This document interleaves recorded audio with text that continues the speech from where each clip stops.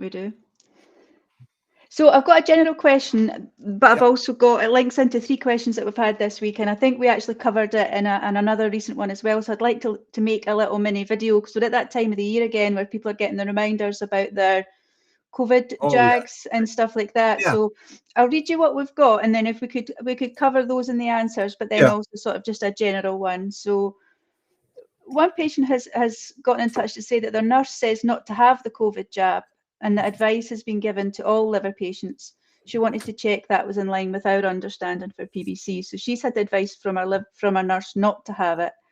A general one around, is it recommended that you have the COVID-19 and your flu boosters when you have PBC?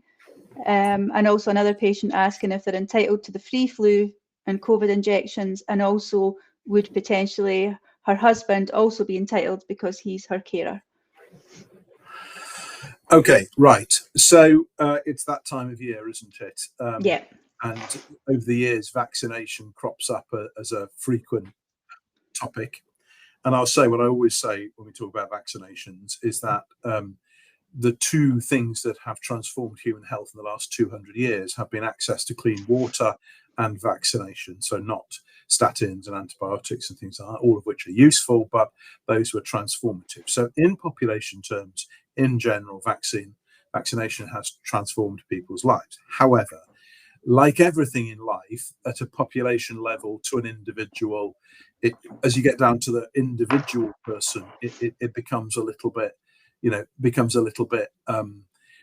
less clear. Okay, so COVID vaccine first. I think we've talked about this much, over the years, and where I am with the COVID vaccine, and this is a personal view. Okay, so normally I'm very clear where it's kind of an orthodox view in PBC. So 99% of what we talk about is what I would regard as the orthodox view, in the field. And if because I think that's very helpful to people. And there's certain things around a personal view. And that's partly because we don't know the answer. And I think it's really important for doctors to say, be honest, if where we know the answer, say this is the answer as we understand it. Where we don't know the answer, also be honest with it. So my personal view with the COVID vaccine is that, and this I speak as somebody who managed, a COVID ward at the height of the first wave of COVID, is that this was a truly awful disease in that first wave. And, you saw things that you never ever want to see again. In that situation, what changed it was the advent of the COVID vaccines. Now, those vaccines did not stop people getting ill from COVID. It did not stop COVID being a horrible, flu-like illness, but it did stop people developing the complicated forms that put them in ITU and killed them, in simple terms. So it changed the disease. It didn't stop you getting it. It changed the nature of it when you got it. And I think that's why, with the power of hindsight, which is always 2020, things like the COVID mandates and passports, and you can't go into a bar unless you've been vaccinated, in fact, were nonsense, because the vaccine didn't stop people getting it. It just stopped you dying from it.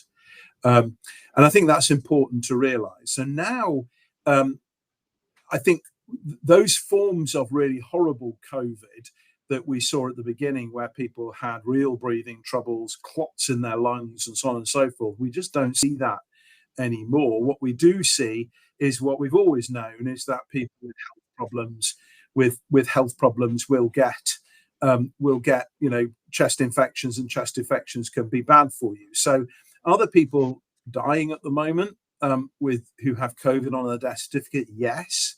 Are they dying of COVID? Possibly.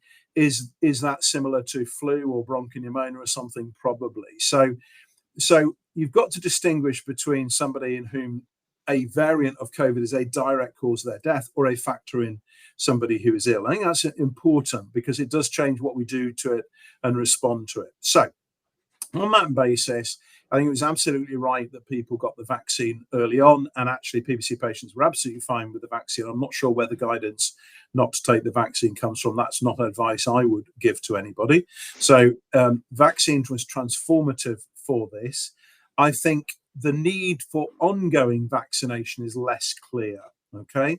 And the reason for that is twofold. One is, what are we preventing? Given that we can't prevent people getting it, we're preventing a type of the disease we don't really see anymore. And then the other, of course, is the extent to which any vaccine covers the variants that have emerged. And what I think is, there's too much controversy about COVID, too much almost politics in it. But COVID seems to have done what viruses always do, which is mutate into a less severe form of it.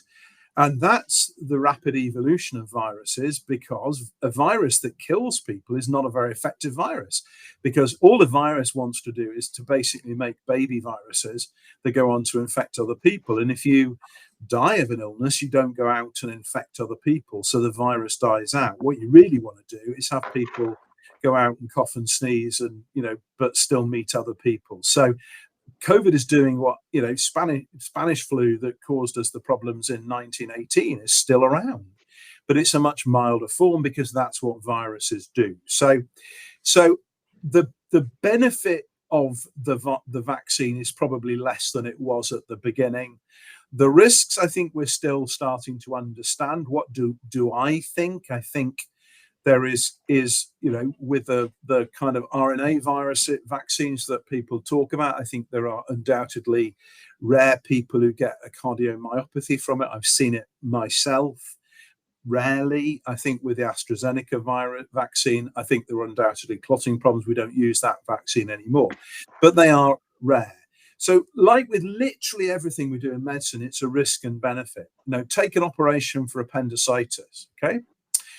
You think, on the one hand, what's the benefit of having an operation of appendicitis? You don't die of appendicitis. What's the risk? Well, people will react to an anesthetic. There is a risk, there is a benefit, you weigh it up. Antibiotics for meningitis.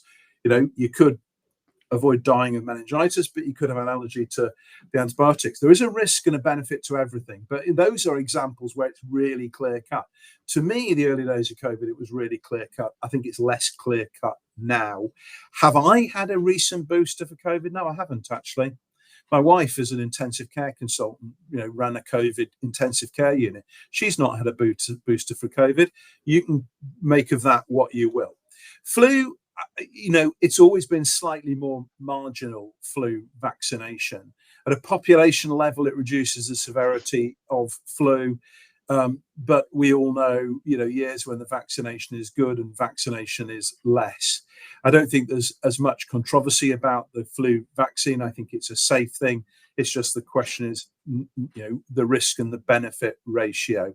So I think it's up to individuals. To me, neither of those are absolute, you'd be crazy not to things. And I think it's reasonable to ask yourself how you feel with it and what you feel about it. And I think some of the hot air needs to come out of vaccine. I am not in any way, shape or form an anti-vaxxer.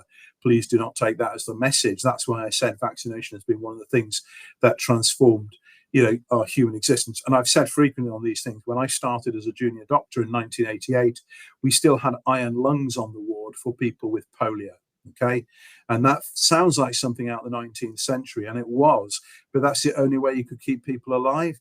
Vaccination made that go away, but its risks and benefits. So yes, I don't think it is what it's worth anything specific to do with PBC about vaccination. I don't recognize the idea that you shouldn't have a vaccination for COVID because you've got PBC. I think you should have it on the risk and benefit. And as I've said before, COVID didn't particularly badly affect PBC patients, with the caveat that that's probably not true about people with cirrhosis, and it's certainly not true about people after transplant or who are on transplant type medications. It's a different game in that situation. In those situations, I would certainly have the vaccine. So that's where I am with it. As to who's eligible and who isn't, I am not the right person to guide about that. But it sounds sensible to me. I think if you've got chronic chest problems as well, that the importance of, say, a flu vaccine is that much greater. And if a carer can have the vaccine, prevents them from getting it and infecting you, so much the better. It's all about risk and benefit. And the benefit is an individual thing, and the risk is often difficult to predict. But there are too many strongly held opinions out there about this. And I think a little bit of kind of evidence about it would be useful. I hope that makes sense. So the answer on balance, probably, but at the end of the day, it's an individual decision, and none of these things are a no-brainer, as COVID vaccine was at the beginning. That's great. Thank you.